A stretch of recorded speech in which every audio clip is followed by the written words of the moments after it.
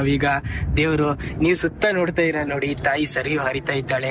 ಎಲ್ಲದಕ್ಕಿಂತ ಹೆಚ್ಚಾಗಿ ಇಲ್ಲಿ ನೋಡಿ, ಈ ಮಣ್ಣು ಒಂದಾನೊಂದು ಕಾಲದಲ್ಲಿ ರಾಮ ಮತ್ತು ಸೀತೆ ಮೆಟ್ಟಿದಂತಹ ಮಣ್ಣಿದು. ಈ 2024 ನಿಮ್ಮ ಬಾಳಲ್ಲಿ ಸುಖ, ಶಾಂತಿ, ನೆಮ್ಮದಿ ಎಲ್ಲ ಕರುಣಿಸ್ಲಿ ಅಂತ ನಾನು ಆ ಶ್ರೀರಾಮ್ನಲ್ಲಿ ಕೋರ್ಕೋತೀನಿ.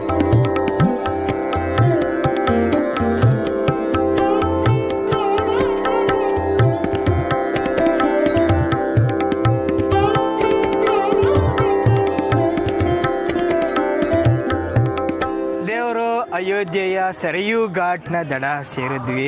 ಈ ಸರಯೂ ನದಿಯಂತೂ ಅಯೋಧ್ಯೆಯ ಬೆನ್ನೆಲುಬು.